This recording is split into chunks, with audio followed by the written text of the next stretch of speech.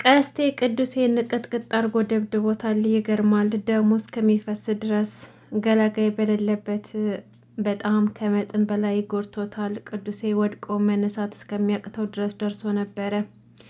ፊዮሪ ይህን ስትሰማ እብድ ሆነች። ቹቻ ላይ ሂዳ ዛተችበት። እውነት እሱ አድርጎት ከሆነ እኔ እሰራለታለሁ፣ እኔ ፊዮሪ ማንነቴን አሳየዋለሁ ብላ ለቹቹ ዛተችባት። ቹቹ ደግሞ ይሄን የምታደርጊው ከሆነ አልለቅሽም ፊዮሪ፣ እኔ አሁን ዝም ያልኩሽ ያከበርኩሽ ያለሁት ከዚህ በፊት ስላደረግሽልኝ ነገር አስተውዬ ነው እንጂ ላንቺን ፈርችሽ አይደለም ብላ ቹቻም ማስጠንቀቂያ ሰጠቻት። ሰላም ሰላም! ውድና የተከበራችሁ የቻናል ቤተሰቦች እንዴት ናችሁ? ደህና ናችሁ ወይ? ከኔ ጋር ሁሉም ሰላም ነው። ለዚህ ቻናል አዲስ ከሆናችሁ ሰብስክራይብ በማድረግ ቤተሰቡን ዛሬ አፍላ ፍቅር ክፍል 115ን ይዘን መጥተናል። ቪዲዮውን እስከ መጨረሻው ድረስ በመከታተል ሀሳብ አስተያየታችሁን ስጡኝ ማለት ነው። እንግዲህ በባለፈው ክፍል አፍላ ፍቅር ቀስቴ ቅዱስን እየጠበቀው ነበረ ያለቀው። ዛሬ ደግሞ እንግዲህ ተፋልመው ተደባድበዋል ማለት ነው። እሱም ቀስቴ እንግዲህ ያው በቹቻ የመጣበትን እድል ስለማይሰጥ በቹቻ በፍቅሩ ስለመጣበት ቀጥቀጥ አድርጎታል ማለት ነው። ቅዱሴ ደግሞ ቹቻን ነበር እንጂ እየጠበቃት የነበረው ቀስቴ ይመጣብኛል ብሎ ስላላሰበ እንግዲህ ያልጠበቀው ችግር ገጥሞታል ማለት ነው። ይህ ሁሉ ደግሞ የሆነው በጸጋ ምክንያት ነው። ጸጋ እንግዲህ ከአንዱ ነገር ወደ አንዱ እያቀሳሰረች ትገኛለች። በመጀመሪያ ቹቻና ቅዱሴ ሲደባደቡና ሲጨቃጨቁ ቪዲዮ ቀርጻ ለቀስቴ ትልክለታለች ማለት ነው። ቀስቴ ደግሞ በቹቻ ቀልድ ስለማያውቅ ቀጥታ ሄዶ ቅዱሴን ደብድቦታል። ቅዱሴ ደግሞ የተፈጠረው ነገር ሁሉ ግራ ተጋብቶትም ደንግጦም ነበረ።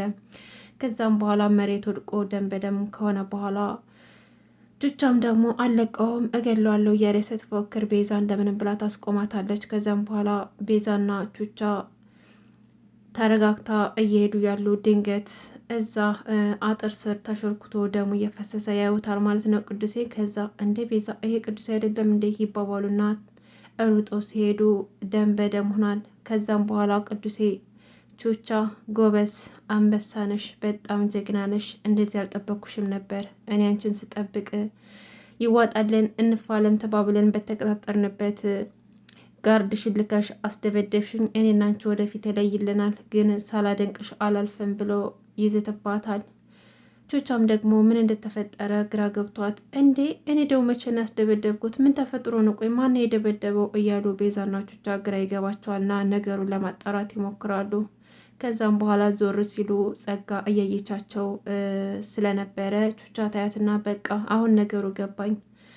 አሁን እዚህ ጋር ጸጋ እያየችን ነበረ። ስለዚህ እሷ ናት ነገሩን እንግዲህ እዚህ እንዲደርስ አድርጋ ከኛ በኩል ሰው እንዲደበድብ ያደረገችው ትልና ቹቻ ማጣራት ትጀምራለች ማለት ነው። ከዛ ቀስቴ ጋር ደውላ ቀስቴ ስጠይቀው ቀስቴ ደግሞ የተፈጠረውን ነገር ሁሉ ነገራት። ምክንያቱም ልብሱ ላይ ደም ምናምን እጁ ላይ ደም ስላለ መዋሸት አልቻለም ነበር። የተፈጠረውን ነገር ሁሉ ነገራት። እኔ ባንቺ በፎንቃዬ ከመጡብኝ ማንንም አልመረም። ስለዚህ ዛሬም እንደዚህ በዚህ ሁኔታ የተውኩት አሳዝኖኝ ነው እንጂ ባንቺ ከመጡብኝ ገና ህይወቱን ሲኦል ነው ማረገው። ጭራሽ ደግሞ እንዴት ቢደፍራኝ ነው አንቺ ላይ ፎንቃይ ላይ እጁን የሚያነሳብሽ? ደግሞ እኮ አይቼዋለሁ እኮ በጥፊ ሲመታሽ፣ ያንቺን ጉጭ በጥፊ ሲመታው እኮ አይቼዋለሁ። አላወቀኝም ማለት ነው እኔ ቀስቴ እያለ ይነግራታል። ቹቻም ደግሞ አንተ ልጅ ምን ባደርግ ነው የሚሻልህ? እንዴት ታደርጋለህ? አንተ ምን አግብቶ ነው ደግሞ? የት ናየው ይሄንን ብላ ስትጠይቀው እሱም ደግሞ ሁሉንም ነገር እንዳየ በቪዲዮ እንዳየ ነገራት። እንዴት ቪዲዮ ሊደርስ ቻለ ብላ ስትጠይቀው ጸጋ ደውላለት የተፈጠረውን ነገር ሁሉ እንደነገረችውና ማስረጃ ደግሞ ቪዲዮ በቴሌግራም እንደላከችለት እና ቪዲዮንም ደግሞ ካየ በኋላ ያለበትንም ቦታ እንደነገረችው ነገራት። ከዛም በኋላ ሄዶ ንዴቱን እንዳበረደበትና እንዳልሆነ ሆኖ እንዳደረገው ቅዱሴ በጣም እንደተጎዳ ነገራት። የቅዱሴ ሁኔታ በጣም ያሳዝን ነበር። ከምጥም በላይ ተጎድቶ ነበር። በጣም ተደብድቦ ነበረ። ተነስቶ መሄድ እስከሚያቅተው ድረስ ነበር እና እንግዲህ ቀስቴ እዚህ ችግር ውስጥ ገብቷል በጸጋ ምክንያት ማለት ነው። ጸጋ ሲጀመር ሆን ብላ እነሱን ለማለያየት ያደረገችው ነገር ነው እንጂ ለቀስቴ ወይም ደግሞ ለቹቻ አስብ አይደለም። በአንድ በኩል ቤዛን ከያሬድ ለመለያየት የእናቷን ቁጥር አፈላልጋ አግኝታለች። አሁን ላይ ለቤዛ እናት ሁሉን ነገር ተናግራ ቤዛን ከያሬድ እንድታርቃት ለማድረግ አቅዳለች።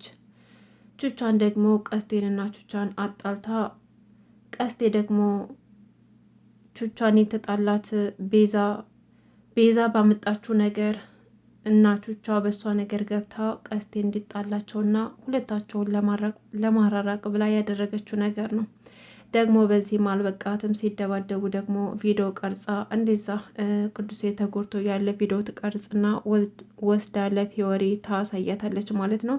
ፊዮሪ ደግሞ ይሄን ስትሰማና ስታይ መቋቋም አቅቷት እንዴት ቅዱሴን እንደዚህ ያደርጉታል? ቅዱሴ እንደዚህ አድርጎት አለቀው? ማነው ንገሪኝ፣ ማነው እንደዚህ ያደረገው ብላ ታፋጥጣታለች። ከዛም በኋላ ጸጋም ደግሞ ቀስት የሚባል ልጅ እንደሆነና እሱም ደግሞ የቹቻ ፍቅረኛ የቹቻ ፎንቃ እንደሆነ ነገረቻት። ቹቻ እንደዛ አደረገች፣ እንዴት እንደስታደርጋለች እያለች ሩጣ እየፎከረች ሄደች እና ቹቻ ላናግርሽ ነው የመጣሁት፣ እንዴት እንደስታደርጋለች፣ እንዴት ቅዱሴ እንደስታስደበድበዋለች፣ አንቺ ቆይ ማን ብለሽ ነው የምታስቢው? እንዴት ብደፍሬ ነው እንደዚህ የምታደርጊው? ብላ ጮኸችባት። ቹቻ ደግሞ ልታረጋጋት ብትሞክርም እሷ ግን እሳት ለብሳ እሳት ጎርሳ ነበር በሰዓቱ። ቤዛ መካከል ላይ ገብታ ልታረጋጋቸው ብትሞክርም አንቺ እዚህ ውስጥ አትግቢ፣ አያገባሽም ቤዛ፣ እኔ ያናገርኩት እሷን ነው። ስለዚህ አንቺ ሴት ነሽ አይደለ? እንደ ሴትነት እኔን ተጋፈጭኝ። ይኸውልሽ አንድ ነገር የምነግርሽ ነገር ቢኖር ቅዱሴ አንድ ነገር ቢሆን አንቺን አልለቅሽም። ደግሞ ያን ቀስት የተብየው ፎንቃሽን አልለቀውም። የገባበት ገብቼ የእጁን እሰጠዋለሁ። ልክ ቅዱሴን እንደዛ እንዳደረገው እኔም ደግሞ የእጁን እሰጠዋለሁ፣ አልፈታውም ብላ ቹቻ ላይ ዛተችባት። ከዛም በኋላ ቹቻም ደግሞ የውልሽ ፊዮሪ እኔ እንድትደነፊብኝ አንቺን ፈርቼ እንዳይመስል ዝም ያልኩሽ፣ እንደዛ እጅ ተሰብሮብኝ አንቺ እኔን ለማገዝ ያደረግሽው ነገር ይሉኝታ ይዞኝ ነው እንጂ አንቺን ፈርቼሽ እንዳይመስልሽ። ቆይ ማን ብለሽ ነው የምታስቢው? እኔ እኮ ቹቻ ነኝ። አንቺን ምፈራሽ ይመስልሻል እንዴ? አለቻት። ፊዮሪም ደግሞ እኔም እኮ ፊዮሪ ነኝ። እስኪ ልብ ካለሽ ይዋጣልን። ደግሞ ያንን ፎንቃሽን አልለቀውም። የገባበት ቢገባ አያመልጠኝም። ብቻ ቅዱሴ አንድ ነገር እንዳይሆን ጸልይ ብላ ዝታባት ትሄዳለች። ከዛም በኋላ ቤዛ እንግዲህ የፈረደባት ቹቻን ለማረጋጋት ትሞክራለች። ቹቻ በጣም ተናዳ ነበረ። ከዛም በኋላ ወይኔ ቹቻ በደካማ ጎኔ ገብተው የማንም መጫወቻ ልሆን፣ በድህነቴ የማንም መጫወቻ ልሆን እያለችም በጣም አዝና ነበረ። እንግዲህ ይህ ሁሉ ሴራ የጸጋ ነው ማለት ነው። በስተ መጨረሻ እንግዲህ ቤዛ በጣም ስለተናደደች ይችን ውሻ ይችን ሰይጣን አለቃትም ዛሬ ብላ ወደ ጸጋ ጋር ትሄዳለች። ከዛም በኋላ ጸጋ ጋር ትሄድና ቆይ አንቺ ልጅ ከኔ ምንድን ነው የምትፈልጊው? ለምንድን ነው በዚህ ልክ መጣይ ብላ ትጠይቃታለች። ከዛም በኋላ ጸጋ ደግሞ ገና ምን አይተሽ ገና ብዙ አሰቃይሻለሁኝ አለቻት። እሺ እኔን ሲሆን በዙሪያ ያሉትን ሰዎች ለምንድን ነው የምታሰቃያቸው? ምን አድርጉ ነው የምትይው ስትላት እነሱማ የሚቀጡት በአንቺ ጥፋት ነው አለቻት። እሺ እኔ ምንድን ነው ያጠፋሁት አለቻት። አንቺማ በጣም ስለምታስጠይኝና በምወደው ሰው መካከል ስለገባሽብኝ፣ ያሬድ ለእኔ ምን እንደሆነ አታውቂም፣ ምን ያክል እህትና ወንድም እንደሆን አታውቂም። አንቺ ግን በመካከላችን ገብተሽ በመካከላችን ያለውን የእህትና ወንድም ፍቅር አራርቀሻል። ስለዚህ ያም ደግሞ አልበቃ ብሎች ጭራሽ አንቺን ለማግኘት በእኔ ምርጫ ሰጠሽው። ስለዚህ አንቺን እንዲመርጥሽ አደረገ። እኔ ደግሞ አንቺ በምትወጁ ሰውና በያሬድ ምርጫ እንድትመርጪ ባላርግሽ እኔ ጸጋ አይደለሁም። በጣም ነው የምታስጠልይ፣ በጣም ነው የምጠላሽ አለቻት። ቤዛም ደግሞ እሱ ደግሞ ምን ማለት ነው አለቻት። እያስፈራራሽ የመሆኑ ነው አለቻት። አይ እያስፈራራውሽ አይደለም እየነገርኩሽ ነው። ምንም ቢሆን ብዙ አትቆይም፣ በሆነ ሰውና በያሬድ መሀል እንድትመርጭ ነው ማደርግሽ። ይሄም ባላደርግ ጸጋ ብለሽ አትጥሪኝ አለቻትና ትታት ትሄዳለች። ቤዛ እንግዲህ በተፈጠረው ነገር ግራ ገብቷታል። ምን ልታደርግ እንደሆነ አልገባትም። እንግዲህ ከዚህ በፊት ሄለንን አስፈራርታ የእናቷን ቁጥር ተቀበላለች። ምክንያቱም በእናቷ ልታስፈራራትና እንድታለያያቸው እንድታደርግ ሄለንን በማስፈራራት ቮይስሽን አሰማብሻለሁ እያለች አስፈራርታት የእናቷን ቁጥር ወስዳለች ማለት ነው። ቀጥታውን ያንን ቁጥር ተቀብላ ትደውልና ከያሬድ ጋር ያላት ፍቅር ለእናቷ ተናግራ ከያሬድ ጋር እንድታራርቃት ለማድረግ ነው እቅዷ። ይሄ ደግሞ ከማድረግ ወደ ኋላ አትልም ጸጋ። ምክንያቱም ለማንም ሰው አታስብም፣ አትጨነቅም። በቃ ውስጧ ጭንቅላቷ የሚያስበው መጥፎውን ስለሆነ እሱን ከማድረግ ወደ ኋላ አትልም።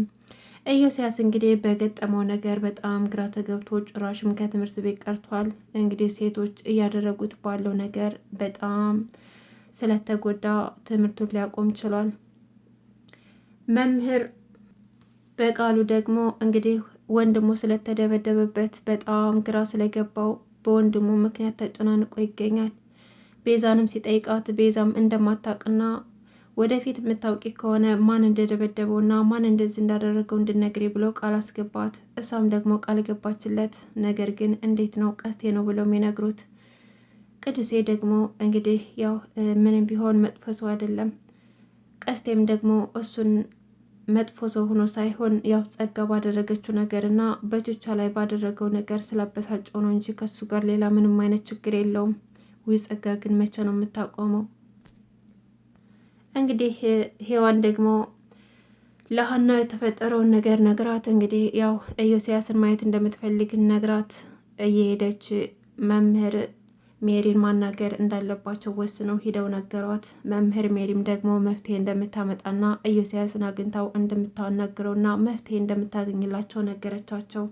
ከዛም በኋላ መምህሯም ኢዮስያስን ጠርታው እፈልግሃለሁ ብላ ጠርታው እያናገረችው የዛሬው ክፍል እዚህ ላይ ያለቀ። ውድና የተከበራችሁ ቤተሰቦች እስካሁን አብራችሁ ስለቆያችሁ ከልብ እያመሰገንኩኝ ለቤት አዲስ ከሆናችሁ ሰብስክራይብ ማድረጋችሁ እንዳትረሱ።